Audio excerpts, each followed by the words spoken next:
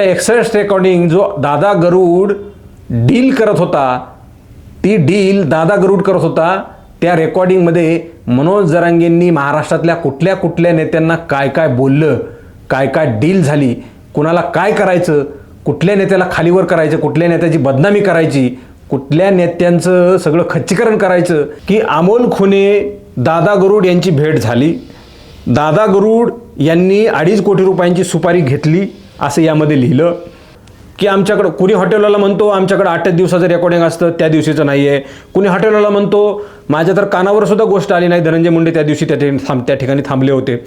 म्हणजे जे ठिकाणं सांगितले त्या ठिकाणामध्ये एकही माणूस त्या ठिकाणी CCTV फुटेज उपलब्ध नव्हता. माणूस मनोज जरांगेंसोबत तू असतो का, तुला झोपेच्या कसल्या तरी गोळ्या देऊ का, बराळाच्या गोळ्या देऊ का, अर्धांगवायूच्या गोळ्या देऊ का, तू खाऊ घालशील का, तुला मी स्वतः गाडी देतो, त्यांच्या ताब्यामध्ये फिरशील का, गाडी मनोज जरांगेंच्या अंगावर घालशील का, मनोज जरांगे तुझ्या गाडीमध्ये बसतील का, स्वतःची गाडी वापरेल, करायला लावेल आणि करायला लावत असताना पैसे देईल, गाडी स्वतःची देईल आणि जा ही माझी गाडी घेऊन फिर, ताप्यात फिर, त्यांच्या गाडीत बस, सीट खाली मोबाईल ठेव, अंगावर गाडी घाल, माझीच गाडी घाल, दुसऱ्याची नको, असं म्हणणारा कोण असेल?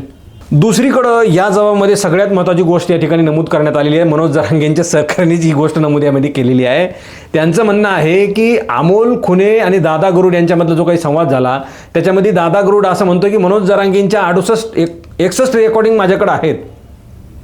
त्या रेकॉर्डिंग नेमक्या कुठल्या आहेत? मी त्या दिवशी सुद्धा सवाल विचारला होता की त्या रेकॉर्डिंग नेमक्या कुठल्या आहेत? मनोज जरांगे पळवाट मोकळी करतायत का, असा सवाल उपस्थित केला जातोय तज्ज्ञांकडून. कोणती पळवाट? मनोज जरांगे स्वतः म्हणणार आहेत का मी फिर्याद दिलीच नाही, कुठल्या तरी गंगाधर काळकुटेने दिली, त्याला विचारा, असं ते म्हणणार आहेत का? यासाठी ते मागे राहत आहेत का? यासाठी त्यांनी तक्रार दाखल केली नाही आहे का? नमस्कार प्रेक्षको, मराठी महाराष्ट्रामध्ये आपल्या सगळ्यांचं स्वागत आहे. मी संग्राम. प्रेक्षकांनो, दिनांक 6 नोव्हेंबर 2025 ही तारीख तुम्हाला माहीत असेल, कदाचित कोणाला माहीत नसेल. मात्र ही तारीख मनोज जरांगे, अमोल खुने, दादा गरुड यांच्या संबंधित असणाऱ्या लोकांना आणि ही लोकं माहीत असणाऱ्या लोकांना नक्की माहीत असेल. या तारखेला गंगाधर काळकुटे नावाच्या मनोज जरांगे यांच्या सहकार्याने जालना पोलिसांना तक्रार दिली की मनोज जरांगे यांच्या विरुद्ध हत्येचा कट रचला जात आहे. ही फिर्याद घेतल्यानंतर तिथले स्थानिक गुन्हे शाखेचे पोलीस उपनिरीक्षक आहेत वाघ यांनी फिर्याद दिली आणि त्यावरून गुन्हा दाखल झाला. गुन्हा दाखल झाला, आरोपींना अटक करण्यात आली. पहिल्यांदा अमोल खुने, दादा गरुड या दोघांना अटक करण्यात आली आणि त्याच्यानंतर साळवेला अटक करण्यात आली. माझ्याकडे चार्जशीट आहे, माझ्या हातात चार्जशीट आहे. चार्जशीटमध्ये काय लिहिलं आहे हे तुम्हाला मी सांगणार आहे. काही मोजके मुद्दे जे मला सांगता येतील, जे कायद्याला धरून असतील. खरं तर हे प्रकरण न्यायालयीन प्रक्रियेमधलं आहे. यामधल्या ज्या गोष्टी माझ्या अधिकारात आहेत, मला ज्या सांगता येतील तेच या ठिकाणी मी सांगणार आहे. मी माझा काही निष्कर्ष देता येणार नाही, मी देणार नाही. आणि न्यायालयाचे जे काही चौकट आहे ही सुद्धा मला काही मोडता येणार नाही. कायद्याची चौकट जी आहे मोडता येणार नाही. पोलीस तपासामध्ये काही अडथळा निर्माण होईल या सगळ्या गोष्टी मला काही करता येणार नाहीत. त्यामुळे मी ज्या गोष्टी मला सांगता येतील तेच या ठिकाणी सांगणार आहे. मी निष्कर्षसुद्धा देणार नाही आहे. कोण दोषी नाही आहे, कोण दोषी आहे हे सुद्धा मला सांगण्याचा अधिकार नाही. मात्र काही गोष्टी माझ्या निदर्शनास आल्यानंतर या प्रकरणासंबंधित या व्हिडिओमध्ये मी तुम्हाला सांगणार आहे. व्हिडिओ थोडासा मोठा होईल, तुम्हाला संपूर्ण व्हिडिओ पाहावा लागणार आहे. त्याच्याशिवाय मी काय बोलतो हे तुम्हाला कळणार नाही. व्हिडिओ अपलोड झाला आणि 60 सेकंदाला तुमची लगेच कॉमेंट असेल की हा असाच करतो, हा तसाच करतो, तर हा तुमचा उतावळेपणा म्हणावा लागेल आणि माणसाच्या मनामध्ये द्वेष निर्माण करणारी भावना असं म्हणावं लागेल. ठीक आहे, वेळ न दवडता मी तुम्हाला काही मुद्दे या ठिकाणी स्पष्ट करू इच्छितो. मनोज जरांगेंच्या सहकाऱ्यांचं काय म्हणणं होतं हे तुम्हाला मी या ठिकाणी वाचून दाखवतो. राजेंद्र छगनराव वाघ, वय 38 वर्ष, व्यवसाय नोकरी, पोलीस उपनिरीक्षक, स्थानिक गुन्हे शाखा जालना. आणि सरकारतर्फे फिर्यादी होऊन फिर्याद देतो की मी स्थानिक गुन्हे शाखा कार्यालय जालना येथे नेमणुकीस आहे. अर्जदार नामे गंगाधर सीताराम काळकुटे, राहणार रायगड, विकास क्रांती कॉलनी, मित्रनगर, बीड यांनी दिनांक 6/11/2025 रोजी दिलेले तक्रारी अर्ज पुढील कायदेशीर कारवाई कामी मान्य पोलीस निरीक्षक स्थानिक गुन्हे शाखा जालना यांनी आमच्याकडे दिला आहे. अर्जदार गंगाधर काळकुटेंनी काय म्हटलंय बघूयात. गंगाधर सीताराम काळकुटे यांनी दिनांक 6/11/2025 रोजी तक्रारी अर्ज दिला की मी 2 वर्षांपासून मनोज जरांगे यांच्यासोबत मराठा आरक्षणाच्या लढ्यात काम करीत असून सतत सोबत असतो. दिनांक 4/11/2025 रोजी दुपारी 3 वाजता मी व मनोज जरांगे पाटील व इतर सहकारी आम्ही पांडुरंग तारक सरपंच अंतरवली सराटी तालुका अंबड जिल्हा जालना या ठिकाणी फार्म हाऊसवर असताना दुपारी 3 वाजण्याच्या दरम्यान दादा गरुड नावाचा व्यक्ती मनोज जरांगे पाटील यांना भेटण्यास आला. त्याने अमोल खुने व इतर अनोळखी लोकांसोबत मनोज जरांगे पाटील साहेबांचा घातपात करण्याचा कट रचलेला असून त्यासाठी अमोल खुने व दादा गरुड यांना 2.5 कोटी रुपये मिळणार असल्याचे त्याने कळविले. त्याबाबतचे त्यांचे संभाषण मोबाईलमध्ये रेकॉर्ड करण्यात आले. त्यानुसार पुन्हा तो दिनांक म्हणजे 4ला आला. 4ला त्यांनी हे सगळं त्यांना सांगितलं. काहीही हे रिॲक्ट झाले नाहीत असं यांच्या बोलण्यावरून लक्षात येतं. पुन्हा तो 5ला येतो.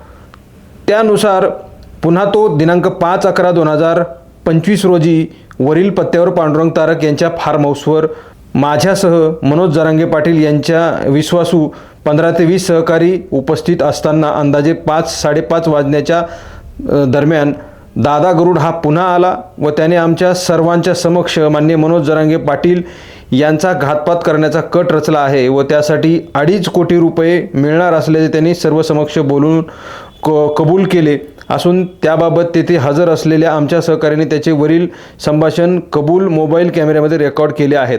त्यानंतर रात्री 9:05 सुमारास अमोल खुने हा पांडुरंग तारक यांच्या फार्म हाऊसवर आला. आता अमोल 9 वाजता आला असं ते सांगतोय. मात्र अमोलचं म्हणणं आहे की मला तिथले कालिदास नवले नावाचे जे काही सरपंच आहेत ते घेऊन गेलेले होते. 9 वाजता अमोल खुने पांडुरंग तारक यांच्या फार्म हाऊसवर आला. त्या ठिकाणी आम्ही सर्वजण हजर असताना त्याने सुद्धा कबुली दिली की त्याचे व दादा गरुड याचे मनोज जरांगे पाटील यांचा घातपात करण्याचा कट रचला आहे. याबाबतचे त्याचे संभाषण आमच्या सहकाऱ्यांच्या मोबाईलमध्ये रेकॉर्डेड आहे. तरी मनोज जरांगे पाटील यांचा घातपात करण्याचा कट रचणारे अमोल खुने, दादा गरुड व इतर सहकारी यांच्यावर कायदेशीर कारवाई करून त्यांना अटक करण्यात यावी असे अर्जामध्ये नमूद केलेले आहे. सदर अर्जाचे अवलोकन व चौकशी केली असता दिनांक 4/11/2025 रोजी 3 वाजता म्हणजे इथं 15 लिहिले तर 3 वाजताचे पूर्वी वर नमूद इसमांनी त्यांचे इतर साक्षीदार यांच्यासह मनोज जरांगे पाटील यांच्या घातपात करण्याचा कट रचला असल्याबाबतची प्रथमदर्शनी दिसून आले असून सदर प्रकार दखलपात्र गुन्ह्याच्या स्वरूपाचा असल्याचे दिसून येत असल्याने माझी वरील नमूद इसमांविरुद्ध कलम 55-61-2 भारतीय न्यायसंहिता सन 2023 अन्वये कायदेशीर फिर्याद आहे असं वाघ यांची ही फिर्याद आहे. मित्रांनो, आता ही फिर्याद आहे आणि या फिर्यादीच्या नंतर गुन्हा दाखल झालेला आहे. 6 तारखेला ही तक्रार दाखल करण्यात आली. दादा गरुड 4ला ह्यांच्याकडे गेला मनोज जरांगे यांच्या सहकाऱ्यांसोबत. त्याने सांगितलं की असा असा कट रचलेला आहे आणि तो निघून गेला. म्हणजे इथं निघून गेला असं सांगितलं नाही. मात्र दुसऱ्या दिवशी 5 तारखेला पुन्हा तो आला. 5 तारखेला पुन्हा आल्यानंतर त्यांनी तसंच सांगितलं आणि त्याच्यानंतर 6 तारखेला मनोज जरांगे यांचे सहकारी असलेले गंगाधर काळकुटे यांनी तक्रारी अर्ज दिला. श्री गंगाधर सीताराम काळकुटे यांनी दिनांक 6/11/2025 रोजी तक्रार अर्ज दिला. मी 2 वर्षापासून मनोज जरांगे पाटलासोबत काम करतो असं जसं मी वाचलं तसं गंगाधर काळकुटेंनी त्या ठिकाणी अर्ज दाखल केला आणि त्यानुसार यांच्या विरोधामध्ये पोलीस ठाण्यामध्ये गुन्हा दाखल करण्यात आला. गोंदी पोलीस ठाण्यामध्ये गुन्हा दाखल करण्यात आला. आता गुन्हा दाखल केल्यानंतर यांच्यावर गुन्हा दाखल झाला. सगळ्या तपासकामी पोलिसांनी अमोल खुने, दादा गरुड यांना घेऊन जिथं जिथं दादा गरुड यांची भेट झाली असे दावे करण्यात आले तिथं दादा गरुड यांना घेऊन गेल्यानंतर म्हणजे हे तुम्हाला मी जे काही अर्ज वाचून दाखवला हा अर्ज तुम्हाला त्या ठिकाणी वाचायला सुद्धा मिळेल, स्क्रीनवर सुद्धा पाहायला मिळेल. कदाचित ते ब्लर होईल, तुम्हाला वाचता येणार नाही, मात्र वाचण्याचा तुम्ही प्रयत्न करा. आता या तक्रारीनंतर जो काही गुन्हा दाखल झाला त्याच्यानंतर मनोज जरांगे यांच्या सहकाऱ्यांची जे काही जबाब आहे. आता तपास प्रक्रियेमध्ये काही साक्षीदार होते. त्या साक्षीदारांनी काय प्रकारचे जबाब दिलेले आहेत हे तुम्हाला मी वाचून दाखवतो. आता मनोज जरांगेंचे जे काही सहकारी आहेत त्यांनी एकच जबाब आणि नावं वेगवेगळी दिलेली आहेत. आता हे का केलं आहे तसं हे मला माहिती नाही, मी तुम्हाला वाचून दाखवतो. याच्यामध्ये बाळासाहेब जाधव आहेत, बाळासाहेब बापूसाहेब जाधव, मनोज जरांगेंच्या सहकारी आहेत, सचिन श्रीहरी मोठे, किशोर अंकुशराव मरकड, संजय लक्ष्मण गोडसे, युवराज विष्णू मस्के. एकच ट्रान्स्क्रिप्ट, एकच जबाब आहे, नाव वेगवेगळी आहेत. स्वप्नील बाप्पासाहेब तारक, ह्या सगळ्यांची ही जबाब आहेत ना, ही एकच आहेत, फक्त नावं चेंज आहेत. ते जबाब काय आहेत हे तुम्हाला मी वाचून दाखवतो. या तपासामध्ये या आरोपींच्या बाबतीमध्ये ह्यांनी काय सांगितलेलं आहे हे तुम्हाला मी जशास तसं वाचून दाखवतो. याच्यामध्ये मी कोणाला दोषी ठरवत नाही आहे, माझं म्हणणं यामध्ये वाढून सांगत नाही आहे. याच्यामध्ये काय लिहिलं आहे, इथे युवराज म्हणजे हा जबाब वेगवेगळी नावं आहेत, मात्र जबाब एकच आहे. युवराज विष्णू मस्के, वय 39 वर्ष, जात मराठा, व्यवसाय शेती, राहणार गौळवाडी, तालुका बीड, तालुका जिल्हा बीड.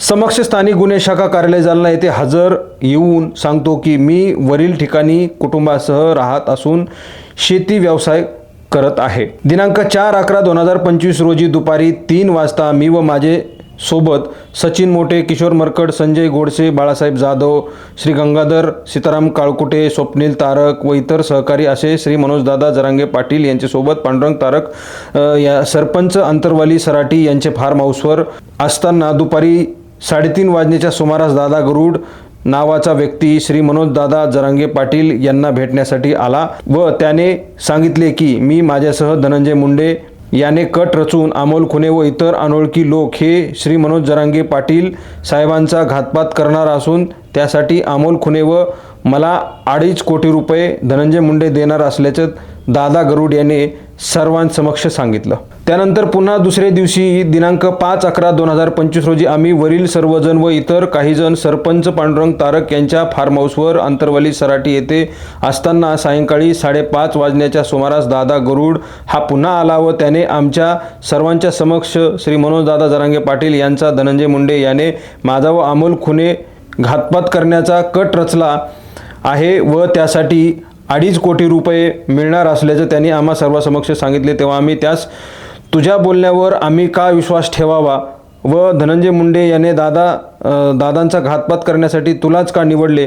तेव्हा दादा गरुड याने सांगितले की मी सलीम कुत्ता याचे प्रकरणामध्ये माझा मित्र अडकला असताना त्या प्रकरणात चौकशीसाठी NIAच्या अधिकाऱ्यांनी मला बोलवले होते. तेव्हा त्या प्रकरणामध्ये मला धनंजय मुंडे यांनी मदत केली होती. तेव्हा माझी आणि धनंजय मुंडे यांची चकलांबा पोलीस स्टेशनचे पोलीस कॉन्स्टेबल संजय जायभाई यांनी ओळख करून दिली होती. तेव्हापासून माझे आणि धनंजय मुंडे यांचे जवळचे संबंध झालेले आहे असे दादा गरुड यांनी सर्वांसमक्ष आम्हास सांगितले. धनंजय मुंडे यांनी आमचे मध्यस्थी म्हणून कांचन साळवे राहणार बीड हा काम करत होता व त्याच्या मार्फत आम्हाला 2.5 कोटी रुपये धनंजय मुंडे यांच्याकडून भेटणार होते व 7 तारखेला झालटा फाटा येथे माझी आणि धनंजय मुंडे यांची भेट झाली. मला यायला 20 मिनिटं उशीर झाला तरीसुद्धा धनंजय मुंडे हे माझी वाट बघत थांबलेले होते. झालटा फाटा येथे मी आल्याच्या नंतर त्यांनी त्यांच्या गाडीत बसलो. त्यावेळी धनंजय मुंडे यांनी त्यांच्या ड्रायव्हर व PAला गाडीतून खाली उतरवून दिले व त्यांच्यानंतर धनंजय मुंडे यांनी मला विचारले की तू आणि जरांगे पाटलांचे संबंध कसे आहेत, त्यांचा तुझ्यावर किती विश्वास आहे. त्यावेळी मी त्यांना सांगितले की त्यांचा स्वयंपाक करायला व त्यांना जीव खाऊ घालायला मीच असतो, तेथे मी नेहमी त्यांच्या सोबत असतो. त्यावर धनंजय मुंडे मला म्हणाले की मी तुला त्यांना झोपेच्या अर्धांगवायूच्या किंवा बराळण्याच्या गोळ्या किंवा विषारी औषधं गोळ्या जर खाऊ घालायला दिल्या तर तू त्यांना देशील का व ते तुझ्या हाताने खातील का. त्यावर मी त्यांना म्हणालो तुम्ही मला काही द्या, पाटलांचा माझ्यावर विश्वास आहे, पाटील माझ्या हाताने काही पण खातात. तेव्हा धनंजय मुंडे मला म्हणाले मी तुला गाडी दिली तर तू ती गाडी घेऊन ताफ्यात फिरशील का, जरांगे तुझ्या गाडीत बसतील का, बसले तर तू त्यांच्या गाडीच्या सीटखाली मोबाईल ठेवून ते काय बोलतील याचे रेकॉर्ड करशील का, किंवा ताफ्यात राहून जरांगे पाटलांच्या अंगावर तुला गाडी घालता येईल का असे म्हणाले. यावर तुला काय करायचे त्याबाबत तुला मी वेळ आल्यावर सांगतो असे बोलून धनंजय मुंडे हे त्यांच्या गाडीमध्ये निघून गेले. दादा गरुड याने सांगितलेले संभाषण हे मोबाईलची रेकॉर्डिंग ही स्वप्नील तारक यांच्या मोबाईलमध्ये रेकॉर्ड केलेली आहे. त्यानंतर रात्री 9:05 वाजेच्या सुमारास अमोल खुने हा सरपंच पांडुरंग तारक यांच्या फार्म हाऊसवर आला व त्याने देखील आम्ही सर्वांसमक्ष सांगितले की माझ्या ओळखीच्या कांचन साळवे हा मला आमच्या गावाचे फाटेवर काही दिवसापूर्वी धनंजय मुंडे यांना भेटण्यासाठी परळी येथे रेस्ट हाऊसवर घेऊन गेला होता. तेव्हा तेथे मी व धनंजय मुंडे यांना भेटलो होतो व त्यांना भेटून बाहेर आलो असता तेथे दादा गरुड हा मला भेटला.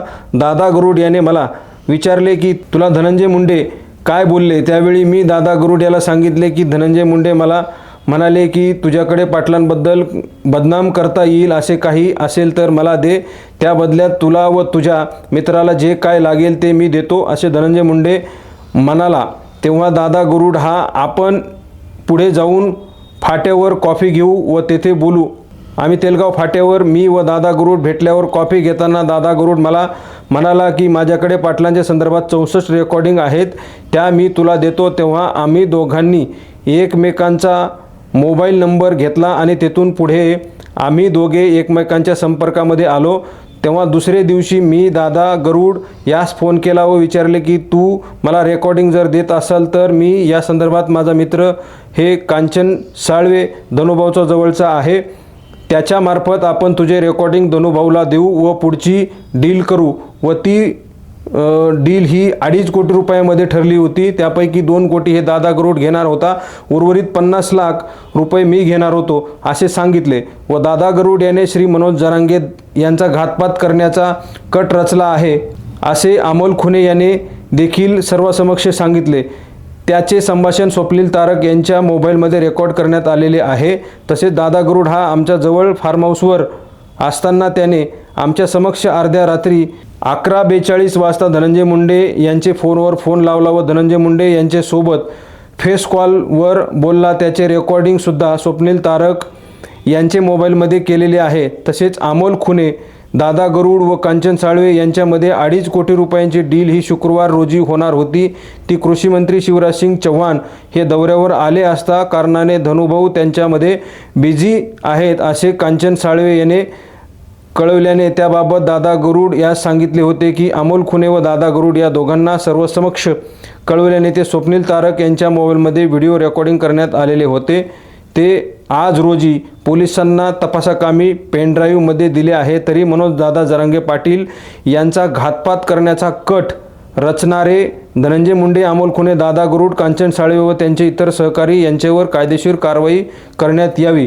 माझे वरील तपास टिपण संगणकावर मराठी भाषेत टाईप केले असून प्रिंट काढल्यानंतर ते मी स्वतः वाचून पाहिले. जे माझे सांगण्याप्रमाणे वाचून पाहिले जे बरोबर व खरे आहे असं म्हणणारा हा अर्ज कोणाचा आहे? युवराज विष्णू मस्के वय 39. असाच अर्ज 4 जणांनी दिला, एकही शब्द बदल नाही. हा चार्जशीटमधला अर्ज आहे. हे सगळे जबाब आणि इथं जे काही नमूद करण्यात आलं यावर काही प्रश्नचिन्ह उपस्थित होतात. माझ्या मनामध्ये प्रश्नचिन्ह उपस्थित होतात आणि एका सुशिक्षित शिकलेल्या माणसाला हे प्रश्न उपस्थित होऊ शकतात. इथं काय म्हटलं आहे अर्जामध्ये की अमोल खुने, दादा गरुड यांची भेट झाली. दादा गरुड यांनी 2.5 कोटी रुपयांची सुपारी घेतली असं यामध्ये लिहिलं. कधी घेतली, कुठे घेतली, ठरवली ह्यामध्ये काही लिहिलेलं नाही. शिवराजसिंग चौहान येणार होते, आले होते म्हणून धनंजय मुंडे तिकडे बिझी होते म्हणून डील ठरली नाही, शुक्रवारी डील ठरणार होती, त्याच्यामध्ये असं लिहिलं. व्हिडिओ चित्रीकरण झालं आहे, स्वप्नील तारक कुठला तरी माणूस आहे त्याच्या मोबाईलमध्ये रेकॉर्ड झाला असं सांगितलं. दुसरं याच्यामध्ये सांगितलं की धनंजय मुंडे यांची झालटा फाट्यावर भेट झाली. त्या भेटीमध्ये त्यांनी सांगितलं की मनोज जरांगेंसोबत तू असतो का, तुला झोपेच्या कसल्या तरी गोळ्या देऊ का, बराळाच्या गोळ्या देऊ का, अर्धांगवायूच्या गोळ्या देऊ का, तू खाऊ घालशील का, तुला मी स्वतः गाडी देतो, त्यांच्या ताब्यामध्ये फिरशील का, गाडी मनोज जरांगेंच्या अंगावर घालशील का, मनोज जरांगे तुझ्या गाडीमध्ये बसतील का, असं धनंजय मुंडेंनी दादा गरुडला सांगितलं असं या जबाबामध्ये इथं टिप्पणीमध्ये लिहिलेलं आहे. आता ह्या सगळ्या गोष्टी हास्यास्पद वाटत आहेत.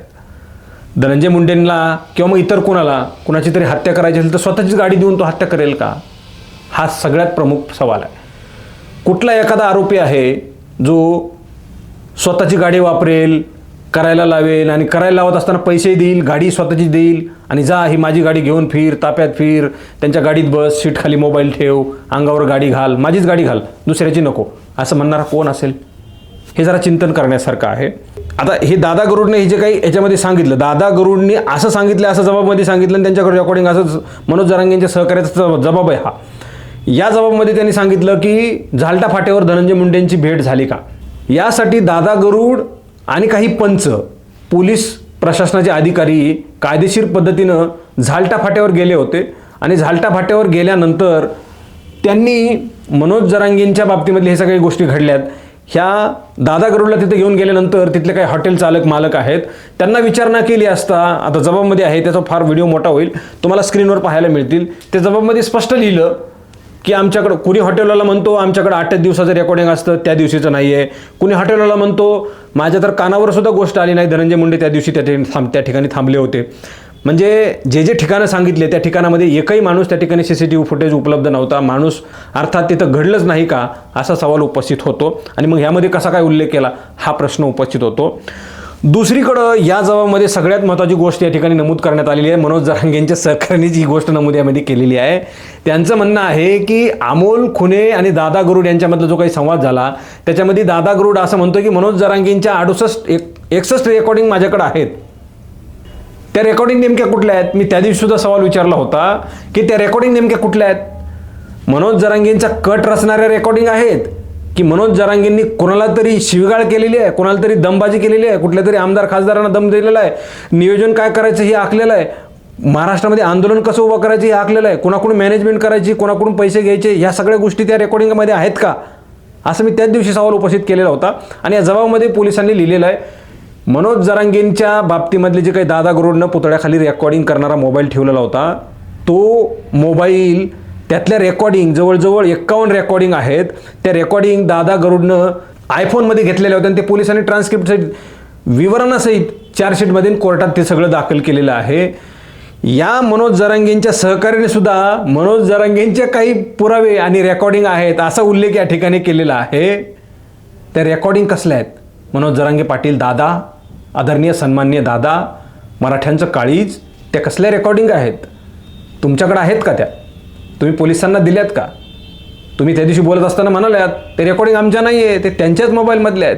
अर्थात रेकॉर्डिंग आहेत ही मी सुद्धा म्हटलं होतं. आज चार्जशीटच्या माध्यमातून लक्षात येतं त्या 61 रेकॉर्डिंग जो दादा गरुड डील करत होता, ती डील दादा गरुड करत होता. त्या रेकॉर्डिंगमध्ये मनोज जरांगेंनी महाराष्ट्रातल्या कुठल्या कुठल्या नेत्यांना काय काय बोललं, काय काय डील झाली, कुणाला काय करायचं, कुठल्या नेत्याला खालीवर करायचं, कुठल्या नेत्याची बदनामी करायची, कुठल्या नेत्यांचं सगळं खच्चीकरण करायचं, हे त्या 61 रेकॉर्डिंगमध्ये होतं आहे. आणि म्हणून हे सगळं प्लॅन पलटवण्याचं काम झालंय का असा सवाल उपस्थित होतो.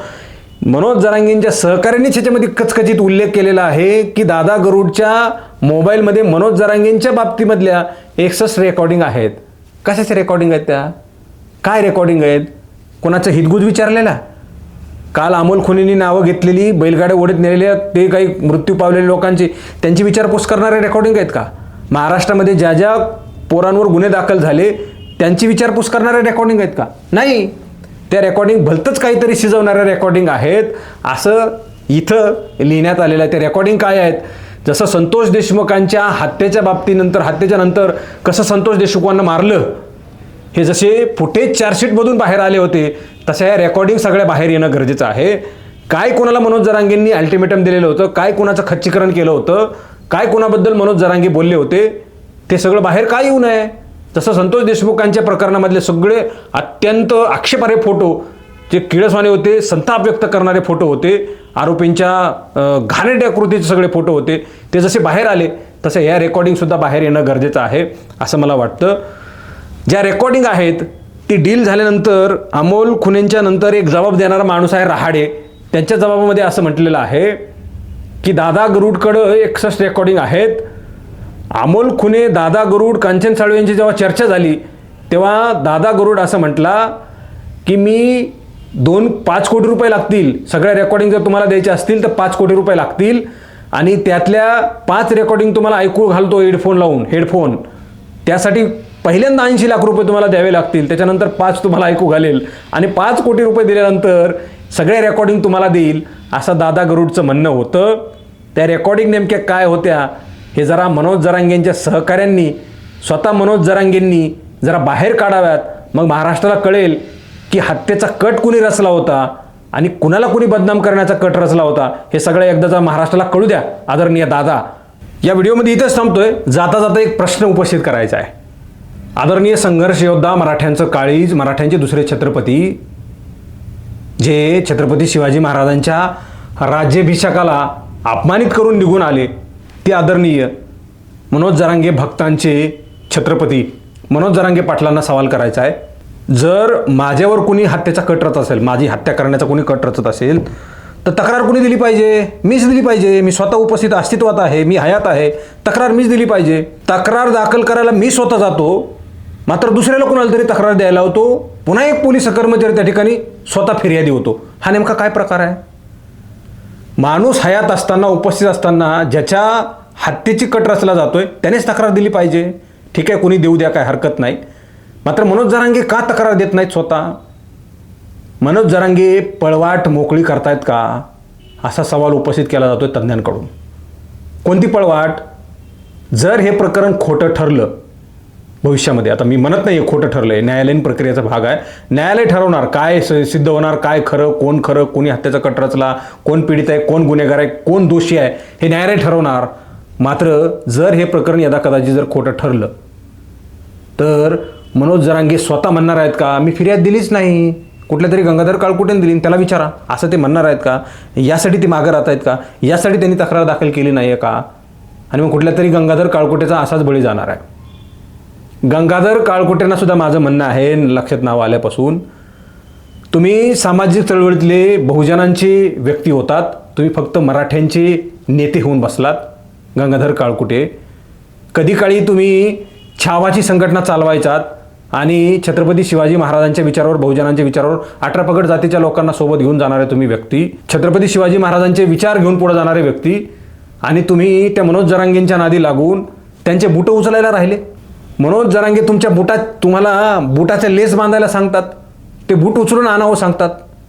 तुमची हीच लायकी तिथं होऊन बसलेली आहे. मनोज जरांगेंचे बूट आणि चपला उचलायला तुम्हाला त्या ठिकाणी ठेवलेलं आहे का?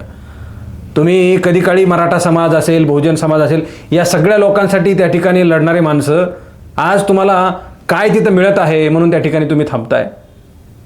आरक्षण आरक्षण आरक्षण, मराठा समाज, जात जात जात, ह्या सगळ्या गोष्टीतून त्या ठिकाणी घेऊन बसलायत. असो, गंगाधर काळकुटेंसारख्या बहुजन विचारवादी माणसावर जातीच्या चौकटीत येऊन थांबल्यामुळं वाईट वेळ येऊ नये असं मला वाटतं. म्हणजे कोणावरच वाईट वेळ येऊ नये असं माझं प्रामाणिक मत आहे. तसं होऊच नये, शत्रूवरही वाईट वेळ येऊ नये, अशा तत्वाचा आणि याच्या विचाराचा मी माणूस आहे. असो, या व्हिडिओमध्ये इथेच थांबतोय. चार्जशीटमध्ये खूप काही पान आहेत, खूप काही बोलायचं आहे. पुढच्या रिपोर्टमध्ये तुम्हाला क्रमाक्रमाने ह्या सगळ्या गोष्टी सांगेल. या व्हिडिओमध्ये इथेच थांबतोय. प्रेक्षकांना आवाहन करतोय, प्रेक्षकांना, मराठी महाराष्ट्र तुम्ही नवीन असाल तर मराठी महाराष्ट्राला सबस्क्राईब करा. हा व्हिडिओ तुम्हाला आवडला असेल जास्तीत जास्त शेअर करा. चॅनलवर नवीन असाल चॅनल सबस्क्राईब करा. हा व्हिडिओ तुम्ही फेसबुकच्या प्लॅटफॉर्मवर पाहत असाल तर तिथंही फेसबुकच्या पेजला फॉलो करा. आणि जरांगे भक्तांना आवाहन आहे, किमान त्याच तोंडाने आपल्याला तूप खायचं आहे आणि त्याच तोंडाने आपल्याला ते सुद्धा खायचं आहे. जरा चांगलं काहीतरी खायला शिका आणि चांगलं खाऊन चांगलं बोलायला शिका. तसंही तुमच्या कॉमेंटने आम्हाला काही फरक पडत नाही. तुमच्या कॉमेंट म्हणजे बुटाला लागलेली धूळ असते. हे सगळं समजून आम्ही पुढे जात आहोत आणि पुढे जात राहू. आमच्या मनामध्ये कोणाच्याही बद्दल काहीही द्वेष नाही, कोणाच्याही मागणीला काहीही विरोध नाही. आम्ही फक्त कायदेशीर पद्धतीने जात आहोत. ज्यांना आमच्या रिपोर्टबद्दल, म्हणण्याबद्दल, पत्रकारितेबद्दल शंका आहे, त्या शंका घेऊन तुम्ही अविरत असंच जगावं, अशा प्रकारच्या सदिच्छा शुभेच्छा तुम्हाला देतो आणि इथेच थांबतो. खूप खूप धन्यवाद.